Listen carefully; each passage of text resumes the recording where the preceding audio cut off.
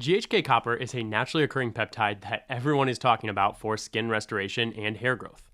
But what if I told you that these effects are just the tip of the iceberg when it comes to this peptide? Because when you see how it actually works, you'll understand how GHK-copper could be one of the most versatile peptides for anti-aging and longevity. So in this video, we're diving deep on GHK-copper, clearing up all the misconceptions, talking about the studied benefits and the risks, and also getting super practical. For instance, is injectable actually better than topical? And what are the optimal doses, frequencies, and cycles for each? And although I am a licensed medical doctor certified in peptide therapy, this is all, of course, educational content and not medical advice.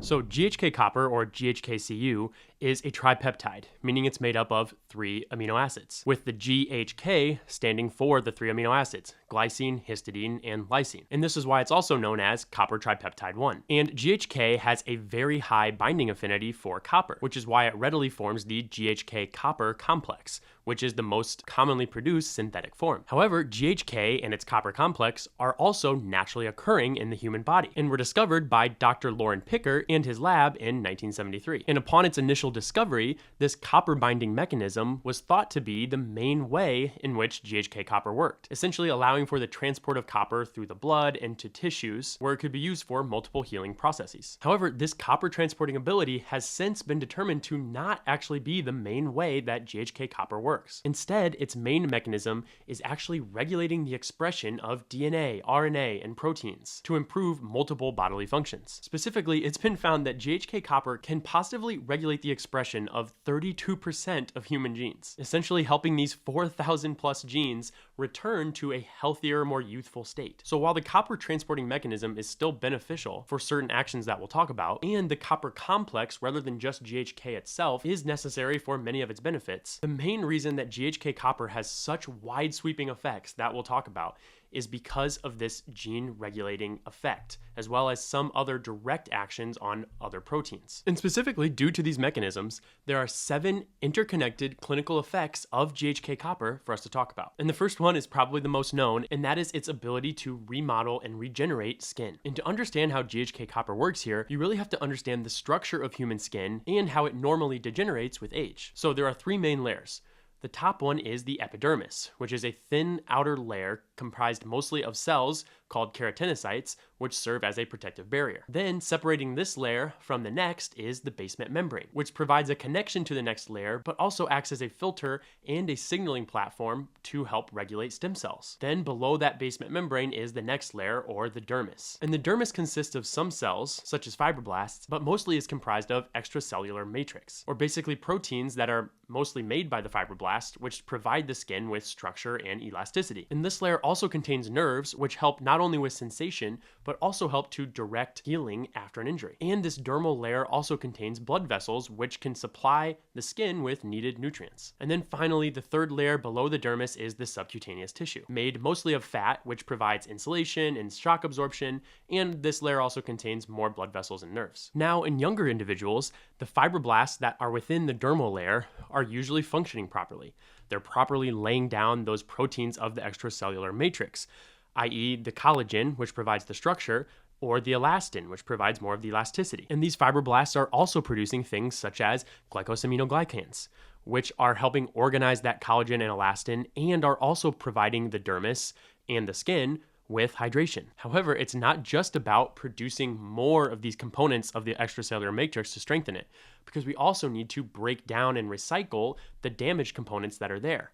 And that's where MMPs, or matrix metalloproteinases, come in. And younger individuals generally have a good balance of laying down new extracellular matrix components, as well as breaking down the old components with these MMPs. And then on top of this, younger individuals generally have a more robust stem cell population hanging around at that basement membrane. These stem cells can then help bolster the epidermis by creating new keratinocytes, or help bolster the dermis by creating new fibroblasts. But with aging, much of this process goes awry. We get too little or too much MMP activity breaking down that elastin and collagen, and then not enough new collagen and elastin due to aging senescent fibroblasts. And then again, on top of that, we have less stem cells to create new fibroblasts or new keratinocytes, all of which leads to increasing skin wrinkles, sagging, and laxity with age. But this is exactly where GHK copper comes in to work on skin regeneration and repair. Because again, through gene regulation, GHK copper is able to increase the synthesis of fibroblasts and increase their production of collagen, elastin, and glycosaminoglycans to improve the strength, elasticity, hydration, and organization of the dermal layer of skin. And furthermore, GHK copper can also positively regulate MMP activity to really control the recycling of the extracellular matrix. And it even promotes the survival of stem cells, which help produce new fibroblasts and new keratinocytes. But GHK copper's effects are still not done, because again, through upregulating certain genes, such as those for VEGF or FGF2, it's also increasing angiogenesis, or the creation of new blood vessel branches within the dermis or the subcu layers, providing the skin then with more nutrients that it needs to heal and remodel. And furthermore, GHK is even able to attract repair cells to the site of a skin wound or injury to then help heal it. So all to say, GHK copper is a true powerhouse when it comes to skin regeneration and remodeling, as it works through gene regulation and other direct effects to work on many pathways that help repair all layers of the skin and really just reset it to a more youthful state. And this ability of GHK copper to revert skin back to its more youthful ways really makes sense, because younger individuals have been found to have higher levels of GHK copper in their plasma compared to older individuals, with studies noting that 20-year-olds have 200 nanograms per milliliter of GHK copper in their plasma compared to 60-year-olds, which only have 80 nanograms per milliliter. So you could hypothesize that part of the reason our skin deteriorates with age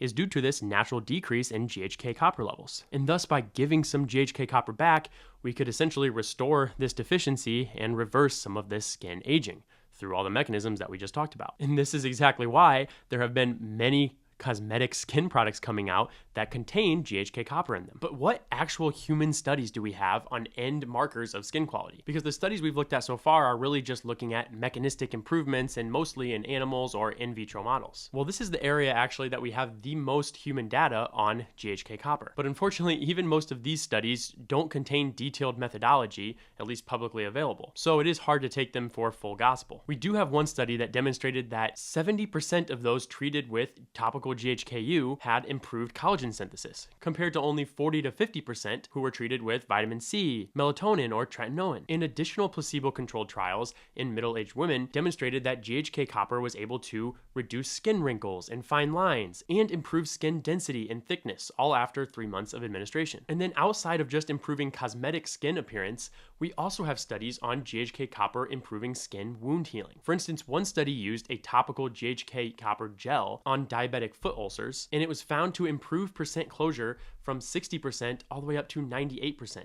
And it caused the wound to heal 3 times faster. So all to say, I think there's a ton of promise for GHK copper in the arena of skin regeneration and wound healing. And we'll talk about the best forms, dosing, and cycles later. But similarly, I think there's a lot of promise for GHK copper for hair growth as well. And truthfully, the mechanisms for how it improves skin are very similar to the mechanisms for how it improves hair. For instance, the improved angiogenesis through increasing VEGF also supplies the hair follicles with needed nutrients for growth. And GHK copper also produces special fibroblast-like cells for the hair as well, although this time instead of dermal fibroblasts, they're dermal papilla cells, which increase the growth of hair follicles and the hair itself. And through these mechanisms and others, GHK copper has been studied in mice and found to improve their hair growth cycle similar to minoxidil, a known hair treatment. But GHK copper had even higher end hair density than did minoxidil. And in humans, we have limited data for this application, but there is one pertinent study discussed in a review paper by Lauren Pickard, again the discoverer of GHK copper. And he notes that when GHK copper was used alongside a hair transplant, it increased regrowth of new hair by 50% and reduced shedding from 30% down to 10%. However, unfortunately, we don't have all the details of this study publicly available online. But regardless, overall, while there are definitely more studies and more mechanistic basis for GHK copper's use for skin regeneration, I still think there's also a ton of promise for using it in a stack made for hair regrowth. And one additional reason for this is the next clinical effect we have to talk about for GHK copper, and that is its ability to act as a powerful anti-inflammatory and antioxidant. And this action definitely also contributes to GHK copper's ability to regenerate skin, but it contributes to much more than just that, and that's why it's its own category here. But GHK copper acts as an anti-inflammatory, again, chiefly through its gene regulating mechanisms. And specifically this time, it has been shown in multiple models to suppress something known as NF-kappa B, which is a master regulator of inflammatory gene expression. And through this and other mechanisms, GHK copper has been demonstrated to lower multiple pro-inflammatory markers, such as IL-6, TNF-alpha, and TGF-beta-1. And then similarly, to act as an antioxidant, GHK copper has been shown to positively upregulate NRF2, or the master regulator of cellular antioxidant responses. And through this and other pathways, GHK copper increases your own body's antioxidants, such as superoxide dismutase, or SOD. And for skin regeneration, this is all important because 1, lowering chronic inflammation creates an environment that shifts from degradation of the skin to more healing, repair, and remodeling. And then 2, the antioxidant effect allows for the protection of the growing skin or the growing hair to really protect it from any oxidative damage that would otherwise halt the growing process. But outside of just skin and hair, as we've discussed on this channel multiple times, chronic inflammation and oxidative stress are at the root of many chronic diseases and even at the root of the aging process itself. So this ability of GHK copper to inhibit inflammation and inhibit oxidative stress could play a huge role in inhibiting disease or even inhibiting aging. And these broad sweeping benefits of anti-inflammation and antioxidant actions are why this particular effect of GHK copper plays a role in all the other effects on this list. But do we actually have any human data on GHK copper lowering inflammation or reducing oxidative stress? Well, the data is very limited here, but we do have one human trial comparing humans with COPD to healthy controls. And what they found was that those with COPD had lower GHK levels than did healthy controls, and lower GHK levels were associated with higher levels of inflammatory markers and lower markers of antioxidants. So theoretically, based on the mechanistic and animal studies we mentioned prior, giving back GHK copper to these patients might have decreased their inflammatory burden or their oxidative stress. However, unfortunately, we don't have any interventional studies in humans yet like this. So we can't really prove this anti-inflammatory or antioxidant effect yet, but based on all the studies we just talked about, I do think it's very likely. The next main clinical effect to talk about, which also benefits from this anti-inflammatory and antioxidant action, is other tissue healing and remodeling outside of just skin and hair. And GHK copper's effect on different tissues in the body is pretty wide sweeping, with studies demonstrating effects on the liver, the gastrointestinal tract, the lungs, bone, and muscle. And its effect on tissue regeneration in general is driven by a mechanism that's pretty similar to GHK copper's effect on skin, i.e. that gene regulation that we keep talking about drives beneficial remodeling of the extracellular matrix. It improves angiogenesis, it improves stem cell modulation, and it again produces those anti-inflammatory and antioxidant effects. But how these effects manifest really depends on the tissue that GHK copper is working in. In the gut, there have been studies on GHK copper being used in rodent models of inflammatory bowel disease, or like ulcerative colitis, for instance. And specifically, they found that GHK copper used in these models was able to decrease markers of inflammatory damage in the intestines and also significantly decrease disease activity. And part of this is due to the mechanisms we've been talking about helping heal the mucosa of the intestines. But this study also notes that part of GHK copper's benefit in inflammatory bowel disease could be due to its ability to better regulate tight junctions, essentially helping the gut become less leaky. And the study notes that this particular ability is due to GHK copper's ability to regulate the SIRT1 pathway. And this pathway is extremely vital when it comes to GHK copper's gene regulatory effects, and it's also an extremely vital pathway when it comes to anti-aging mechanisms in general. So this effect will be important as we talk about further effects of GHK copper. And then furthermore, in the gut, Pickart mentions in his review papers that there are also studies on GHK copper being used to help heal stomach ulcers in rodent models as well. And while there are no detailed human studies on GHK copper healing gut issues, Pickart does mention one study in his review paper which rectally administered GHK copper to patients with inflammatory bowel disease, and this resulted in a 60% reduction in disease severity. Then next, in the lungs, we have multiple animal studies on GHK copper improving lung tissue healing in multiple disease models. And this is due to many of the mechanisms we've already discussed, but also due to an anti-fibrotic or an anti-scar tissue mechanism that largely stems from a lot of the anti-inflammatory pathways that GHK-copper acts on. So for instance, through all of these mechanisms, we have studies on GHK-copper improving lung tissue healing in mouse models of pulmonary fibrosis. And we have further studies on GHK-copper inhibiting lung damage due to acute lung injuries in mouse models, and even more studies on GHK-copper inhibiting lung scarring in a disease model of silicosis. And then in regards to human studies, we don't have any interventional data on GHK-copper improving human lungs, but what we do have is the study we've already mentioned talking about how patients with COPD generally do have lower levels of GHK-copper. And then impressively, we also have studies looking at gene expression changes in patients with COPD. And researchers found that GHK-copper was able to reverse some of these changes due to its gene regulating mechanisms. And then similarly to all this, patients with asthma have also been demonstrated to have lower levels of GHK-copper. And even more interestingly, even lower levels of GHK-copper are associated with more severe asthma. And while we don't have any human studies giving GHK-copper to people with asthma, we do have animal studies giving GHK-copper to mice with asthma, and this did improve their symptoms. And this was found to be successful and largely mediated, again, through that SIRT1 pathway. So all to say, while we don't have a lot of human data on GHK-copper for lung healing, I think GHK-copper shows a bunch of promise here. The next tissue to talk about is the liver, and we definitely have less studies here, but interestingly, when Pickard first discovered GHK-copper, he noted it to be a peptide that was able to cause old human liver to synthesize proteins just like younger livers could. And then in his review papers, Pickard does note that there was one study that demonstrated GHK-copper's ability to inhibit liver damage from toxins. And these potential effects on the liver just again go to show how wide-sweeping GHK-copper's effects could be throughout the body due to those gene regulating effects. But it doesn't stop there, because we also have some data on GHK-copper for musculoskeletal regeneration. But to put this into perspective though,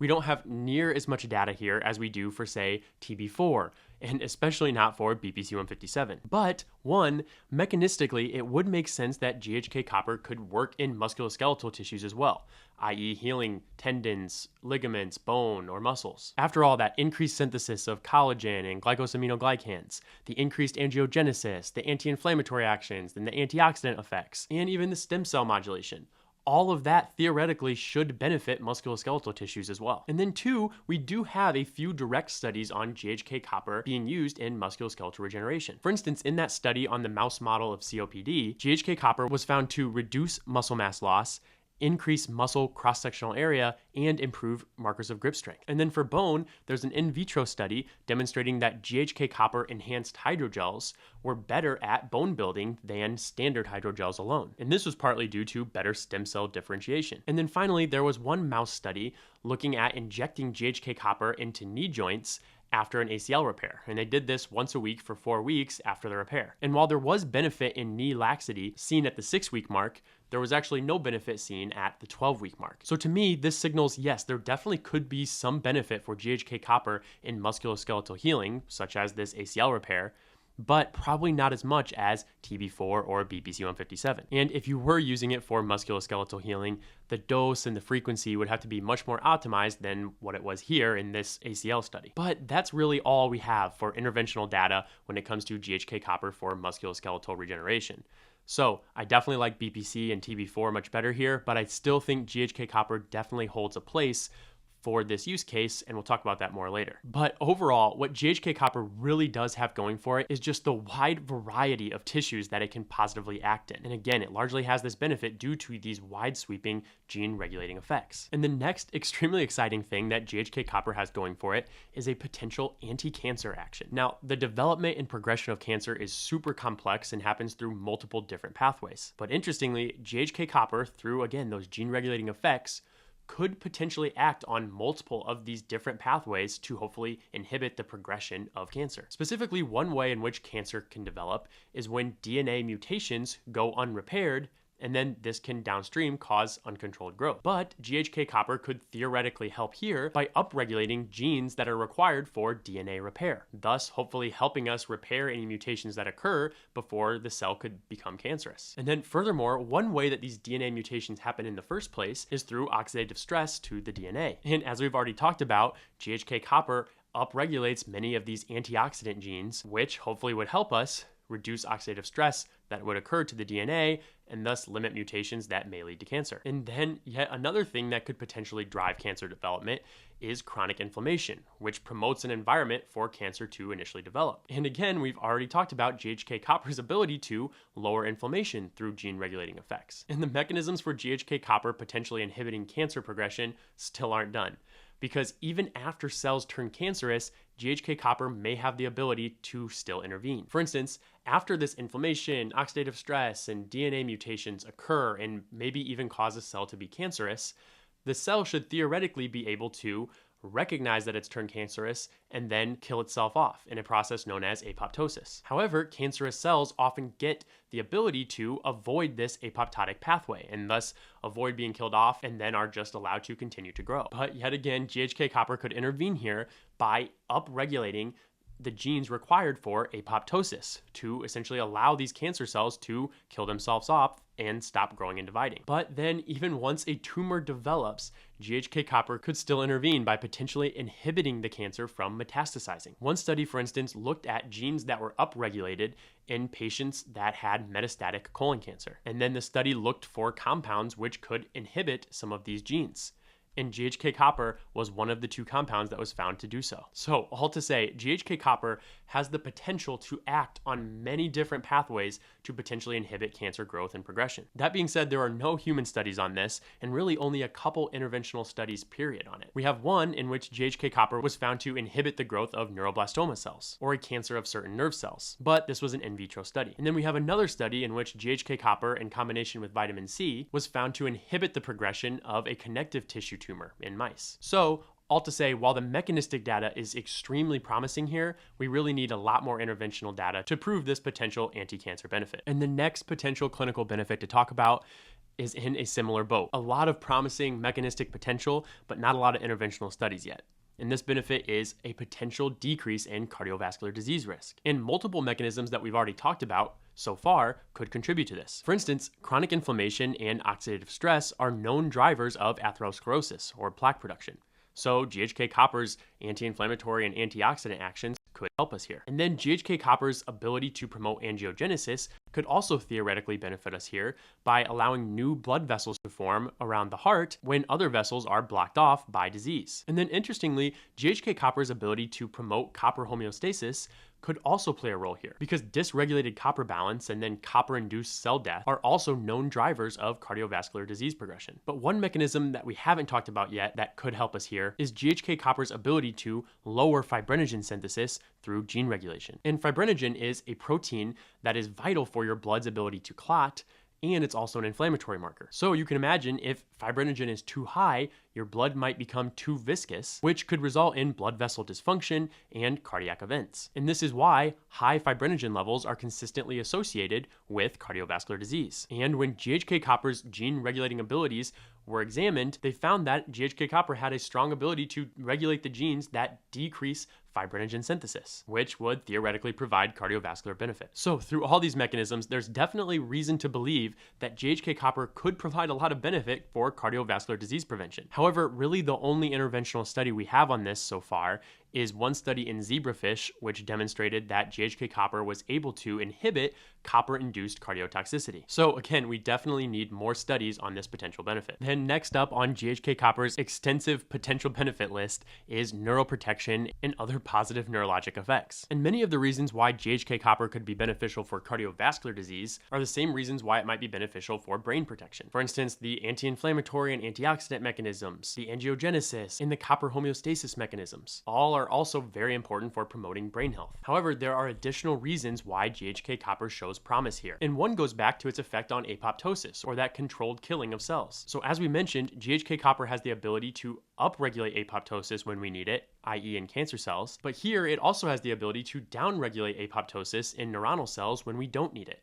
essentially allowing these cells to survive and then further contribute to positive brain function. And there have been multiple studies exploiting this mechanism of GHK-Copper to better improve neurologic function after brain bleeds in mice. And then another mechanism of GHK copper that could be potentially exploited to improve neurodegenerative diseases is the ability of GHK copper to inhibit improper protein folding caused by copper and zinc. And this improper protein folding and aggregation is a hallmark of neurodegenerative diseases like Alzheimer's or Parkinson's disease. So this, on top of a lot of the other mechanisms we've talked about, are why researchers are so excited about potentially using GHK copper to work to inhibit neurodegenerative diseases and just general cognitive decline. And even in addition to all these protective effects that GHK copper can have, GHK copper also, through its gene regulation, can increase nerve regeneration and nerve growth. And it does this through increasing the expression of things such as nerve growth factor or neurotrophin 3 and 4. And it's thought that through this mechanism and through other direct actions on some pain-related pathways, GHK copper might also have some anti-pain, anti-anxiety, and anti-aggression properties. Although we don't have the full studies publicly available, Pickard's review papers do note that there was one study where GHK copper was given to mice who had to touch a hot plate. And when GHK copper was given prior to this, the mouse took longer to lick their paws, signaling a decreased pain response. Then, in different studies, GHK copper was also found to decrease fear and anxiety in mice, demonstrated by the mice being able to explore an open area longer before hiding and freezing. And finally, GHK copper also decreased aggressive attacks towards other mice after the mice were administered electric shocks. So, although there are no human studies on neurologic protection or enhancement, there are a lot of animal intervention studies and just mechanistic data to say that GHK copper could show promise here. And then last, but certainly not least, when it comes to possible GHK effects, is its effect on anti-aging and longevity in general. GHK copper could partially promote longevity through inhibiting chronic diseases that we've already talked about, such as inhibiting cardiovascular disease, neurodegenerative diseases, or even cancer. However, through its unique and very varied mechanisms, many of which we've already discussed, GHK copper could directly target many of the 12 hallmarks or root causes of aging, and thus theoretically even enhance lifespan. For instance, we've already talked about how the anti-inflammatory and antioxidant effects of GHK copper target multiple of the root causes of aging. And we've also talked about how GHK copper can upregulate DNA repair and just positively regulate gene expression in general, which work on the hallmarks of genomic instability and epigenetic alterations. And we also talked about GHK copper's ability to positively regulate stem cells, which acts on yet another hallmark of aging. And furthermore, we've mentioned GHK copper's ability to positively regulate SIRT1, which is extremely important not only for mitochondrial function, but also for proper nutrient sensing and regulation, as it essentially promotes proper cleanup and repair pathways. And similarly, also working on this nutrient regulation hallmark of aging, GHK copper has the ability to suppress insulin-like genes, which when overactive further drive aging due to too much growth signaling. And finally, GHK copper also promotes proper protein folding and organization. And dysregulation of this and accumulation of damaged proteins is yet another hallmark of aging. And GHK inhibits this hallmark through increasing the activity of something known as the UPS, or the ubiquitin proteasome system. And the UPS is extremely important for clearing up these damaged proteins and making sure they don't accumulate. So all to say, GHK copper works on a ton of the hallmarks of aging, which makes it super exciting as a potential longevity peptide. And further adding to this case is the fact that, as we already mentioned, GHK copper concentrations decrease with age. So by giving it back, you could hypothesize that we would be replacing a deficiency that might be driving aging. However, all of this being said, we don't have any interventional studies on this, definitely not in humans, but not even in animals yet. So while GHK copper is super promising as a longevity peptide, this effect really remains to be proven. But overall, through all of these potential 7 clinical effects that we talked about, you can see just how wide-sweeping GHK copper's potential benefits are. But are there any risks or downsides to its use? Well, the main risk that's talked about is potential copper toxicity. But do we actually need to be concerned about this? Well, first let's talk about how much copper you'd actually be getting from injecting GHK copper. So GHK copper is 15.7% copper by molecular weight. And we'll talk about proper dosing in a little bit.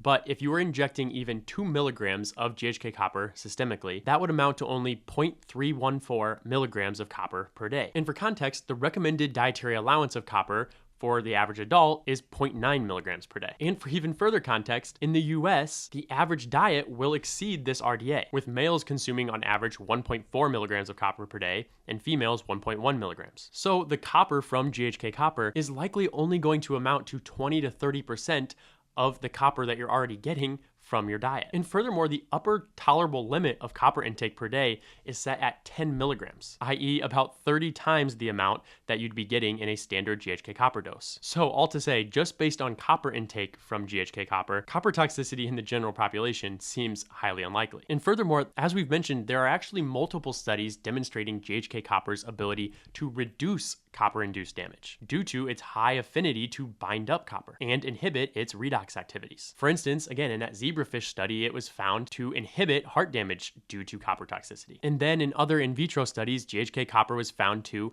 inhibit cell death that was caused by copper-induced protein misfolding. So all to say, based on our preclinical data and mechanisms, I have very low concern for GHK copper causing copper toxicity in the general population. However, since we don't have any real human data on injectable GHK copper yet, we aren't really fully sure how it would interact with copper homeostasis in humans. So because of this, I like to even further mitigate our potential risk for copper toxicity through a few ways. One is by measuring blood markers of copper homeostasis before and during treatment with GHK copper. Specifically, getting at least a serum copper, a ceruloplasmin, which binds up copper and carries it around in the blood, and 3, using these to calculate a non-ceruloplasmin bound copper, as this essentially represents the free form of copper that could become more toxic if too high. Then outside of this, I also like to measure liver enzymes from a complete metabolic panel, as copper toxicity can cause liver damage, and then also a red blood cell copper, a red blood cell zinc, and an iron panel, complete with transferrin saturation and ferritin. And this is because levels of copper, zinc,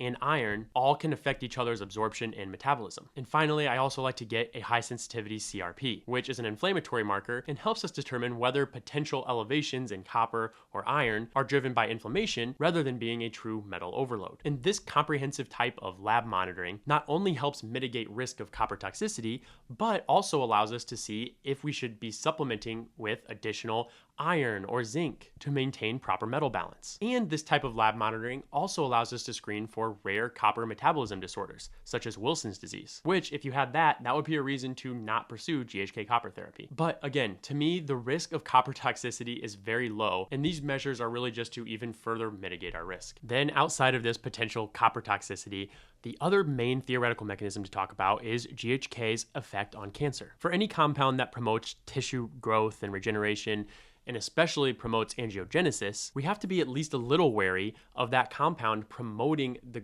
growth and progression of a pre-existing unknown cancer. And we've discussed this risk in depth in our videos on BPC and TB4. And you might think that GHK copper could carry this same level of cancer-promoting risk due to its angiogenic properties especially. However, as we've already talked about, GHK copper also has a lot of anti-cancer mechanisms as well, with some studies demonstrating inhibition of cancer cells and other studies looking at its gene-regulating effects on multiple pathways that would actually decrease cancer progression. So to me, I definitely lean towards GHK copper being way more anti-cancer compared to cancer-promoting. And I wouldn't say the same for BPC and especially not for TB4. But because of its angiogenic properties and because its effects in humans are really unknown, I definitely would still advise sticking away from this one in active cancer. But overall, I really do think that GHK copper has a great theoretical safety profile, likely even when injected. However, the key word there being theoretical, because as we've mentioned, we really have no human studies on injectable GHK copper. And until we have that, it's really impossible to truly prove that it's safe. That being said, topical GHK copper does have some human studies. And topical is generally inherently more safe than injectable due to much less systemic exposure. So topically, I think you can feel even more safe using it, which is why it's included in many over-the-counter cosmetic products and is why the topical form is not included in the FDA's ban on peptides like the injectable form of GHK copper is. And really, if you are using the topical form, the main thing to look out for is any irritation, redness, or itching at the application site. But on this topic of local side effects and local irritation, it is worth noting that injectable GHK copper is probably the one I hear the most complaints with in regards to people getting a stinging or burning at the injection site. And this could be due to multiple things, including pH or osmolality, but truthfully, it's most likely due to the copper component causing local tissue irritation. So in general though, ways to potentially decrease this sensation would be 1, diluting the concentration of GHK copper.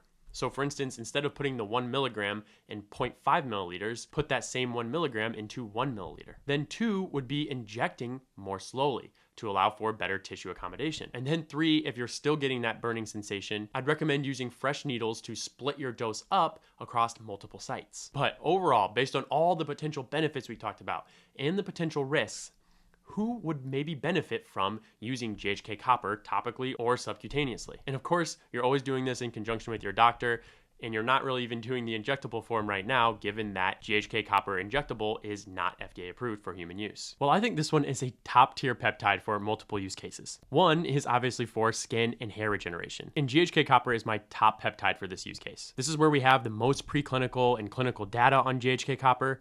And given its mechanistically great safety profile, I like the addition of this one to almost any skin anti-aging or hair regrowth stack. Then the second use case is for musculoskeletal and wound repair. As we've already discussed, we have way less interventional studies here than we do for BPC or TB4. So if you're someone who's cancer-free and has a low cancer risk, I think BPC or TB4 are going to be better options for you here for moderate to severe musculoskeletal injury healing. But due to its mechanisms and due to the data we do have, I still think GHK copper can play a big role here in a few scenarios. One is for severe injuries that are not responding to BPC and TB4 alone. GHK copper could be a good addition here, as it does have some different, although overlapping, mechanisms that could help further support musculoskeletal healing. And then 2, I could see using GHK copper here if you have a slightly higher risk of cancer, but you have a moderate injury that needs healed. As we discussed in other videos, I don't really like using BPC or TB4 when you have a high risk of cancer due to their potential cancer promoting activities. However, as we've mentioned, I don't have this same level of concern for GHK copper.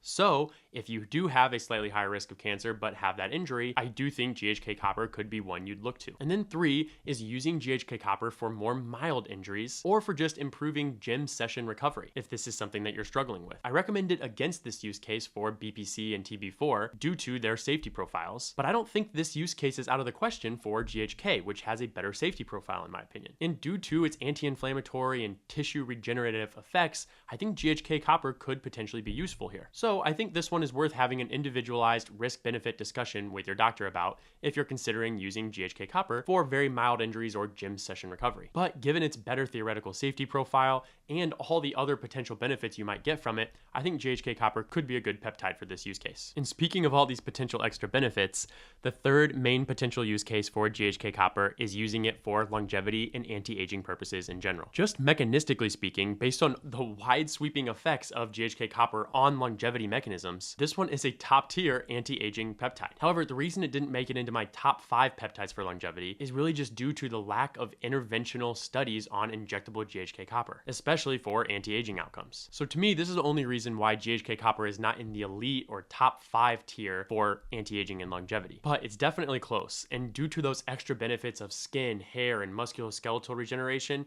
I do think it's probably a worthwhile add to any stack targeted at general health and longevity. And then finally, on potential use cases for GHK copper, it's also worth mentioning its potential use in other tissue healing. And to me, this one is a top tier peptide for lung tissue healing, specifically in the cases of COPD, asthma, or pulmonary fibrosis, based on all those studies we previously talked about. And then to me, it's a second tier peptide when it comes to gut healing, behind the top tier of BPC, KPV, and lorazepam, for instance. But if you had mild gut symptoms, and you are also focused on longevity, again, GHK copper could be a good add. But if you are considering using GHK copper for any of these use cases, what is the best form, dose, timing, and cycles? Well, for the form, to my knowledge, there's only one study on an oral form of GHK copper, and that was the one on ulcerative colitis. And while this was successful for ulcerative colitis, I'm still slightly skeptical of using oral GHK for more systemic issues, as it's likely going to be pretty degraded in the gastrointestinal tract. And it's also unclear whether the copper complex it forms would be taken up by the usual tripeptide intestinal transporters. So to me, that leaves us with really 2 main options to discuss: injectable and topical. And GHK copper's chemical structure does provide some difficulties for using it topically. First of all, it's very hydrophilic, meaning it dissolves very well in water, but not in fat. And this becomes problematic when it comes to penetrating the top layer of the skin, called the stratum corneum, because that layer is extremely hydrophobic, or basically a substance that interacts well with fat-soluble substances, but not so well with water-soluble ones like GHK. And because of this, GHK copper has been shown to have a hard time penetrating that top layer of skin, which could be problematic because, as we mentioned earlier, GHK copper could have effects on all of the layers of skin if it could just penetrate down deep enough. So if it's unable to do so, we could be leaving a lot of potential benefits on the table. However, that being said, we might not need a ton of the GHK copper to actually penetrate down through the deeper layers of the skin in order to still see a positive effect. After all, not only do the mechanistic studies note that we could still see a positive effect here, but most of the studies using topical GHK copper have just used the standard form and again have seen positive effects. So despite limited absorption of the standard form of GHK copper, I still think you're probably going to get some benefit for skin and hair purposes. But to improve this benefit even further, special formulations of GHK copper have been produced in order to better penetrate the skin. Specifically, one is a liposomal form, essentially wrapping up the hydrophilic GHK copper in fat so that it better permeates through the hydrophobic stratum corneum. And while this has been shown to successfully encapsulate GHK copper, there are limited head-to-head studies comparing a liposomal form to a more standard form. Although we do have one mouse study that demonstrated improved markers of angiogenesis when a liposomal form was used compared to just the standard form. And then other advanced formulations also exist, such as an ionic liquid-based microemulsion technology, which was demonstrated to increase topical delivery threefold. And then there are even other conjugated forms, such as hyaluronan or oligoarginine conjugates, which could improve stability or penetration respectively. So overall, I do really like these advanced formulations if you're going the topical route, although they're not absolutely required and they're difficult to find in practice often. But the next thing to talk about that could really limit your topical GHK copper's efficacy is pH, or the acidity of the solution that it's in. GHK copper is very sensitive to pH, with studies noting that increased pH generally improves its ability to permeate through the skin. And this has a couple of practical implications. One is you have to be careful what your GHK copper is mixed in with. Many online GHK skin products include a ton of other ingredients in their formulations, some of which are very acidic, such as kojic acid, which, if it's not buffered properly, could cause the entire solution to be too acidic, and thus your GHK copper might not penetrate through the skin as well. And then the second practical implication of this is that impurities, degradation products over time, and improper copper to peptide ratios all also can decrease the pH and thus limit efficacy. So this is why for GHK copper, maybe even more than other peptides, it's really important to get a high quality form. And because of this, I personally am not a huge fan of online or over-the-counter GHK topicals. And instead, if you have access, I much prefer getting my GHK copper from a regulated compounding pharmacy, which are much more likely to produce a quality, stable product. So all in all, for topical GHK copper, your best bet is to get a standalone product, or at least one without any acidic ingredients in it. And then if you can, get a liposomal or microemulsion or another studied advanced formulation. But to me, the most important thing is to hopefully get it from a compounding pharmacy to make sure you're getting a high quality, pure product. And from there, one thing from an application standpoint that can really enhance efficacy of topical GHK is microneedling immediately prior to its application. Microneedling allows us to overcome the limitation of GHK copper not penetrating the stratum corneum. And it does this essentially by creating small channels for the GHK copper to permeate through. And in vitro studies have demonstrated that microneedling significantly increases the penetration of GHK copper through human skin. That being said, it would be much too irritating to do this every day, so this is more of a every other week or even every 4-week practice, depending on location and needle length. And then finally, hydrating the skin with hyaluronic acid 4 to 6 hours prior to GHK copper administration can also conformationally change the stratum corneum to even further improve GHK copper penetration. So yes, topical forms can be really beneficial for hair and skin regeneration, especially when using all these tips. But is injecting GHK copper more beneficial? Well, as with most things, it depends. First of all, if you want any chance of getting all those extra benefits that we mentioned of GHK copper, then you're really going to have to inject it, because topical GHK copper is not going to provide systemic levels high enough to really get any of those effects. But what if we are chiefly focused on the skin and hair benefits? Well, interestingly, I'm actually more of a fan of a quality, well-applied topical form than I am a subcutaneous form in this case. And there are a couple main reasons for this. One is that if you inject GHK copper subcutaneously, it's going to get absorbed into systemic circulation and then be more so evenly distributed throughout the entire body. Thus, the concentration that goes to the facial skin or to the scalp is going to be pretty diluted, as that one dose has to distribute to many bodily tissues. And then two, just like the hydrophilic nature of GHK copper limits its penetration through the top layer of the skin,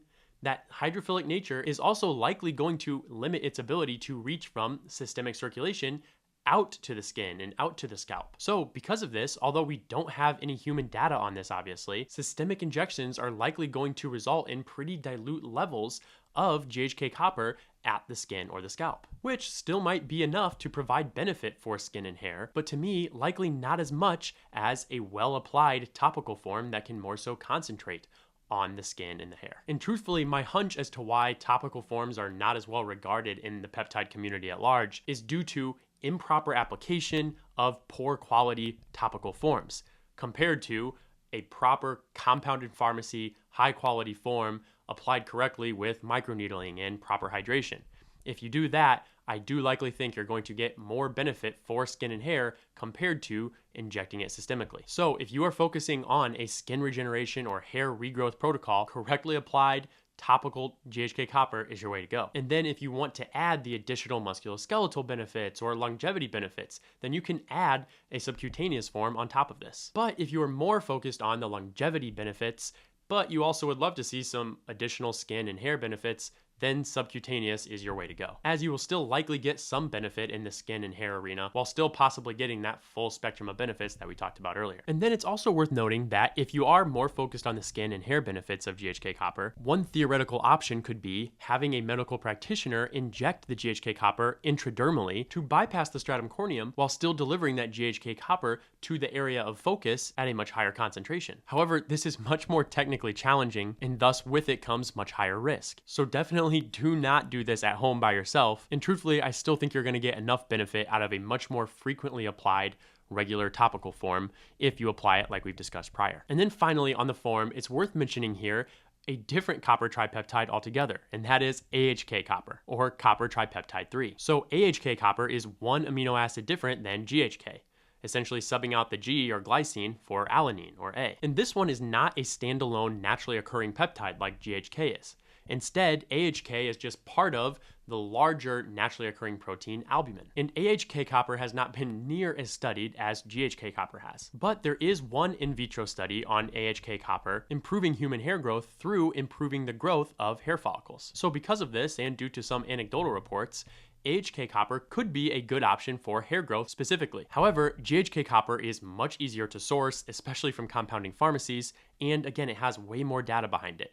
So to me, I'm sticking with GHK copper even for hair for right now. However, if you can get a high quality AHK copper from a compounding pharmacy, that could also be a good option for hair regrowth and potentially even in combo with GHK. However, for any use case other than hair, I would definitely stick with GHK copper, as again, AHK has really no other studies behind it, and that one amino acid change could significantly change its gene regulating effects that GHK copper has. But for GHK copper, what is the optimal dose based on the data we do have? Well, for topical, it's very difficult to determine for multiple reasons. One is that we have very limited human data, even on the topical form, and even the data we do have, a lot of it doesn't contain its full methodology, thus no dosing information. Two is that dosing is very dependent on the quality of GHK copper that you're using, i.e. a 0.5% concentration of a compounded pharmacy version may be more efficacious than a 7% GHK copper from an online unregulated source. And then three is the fact that higher might not always be better.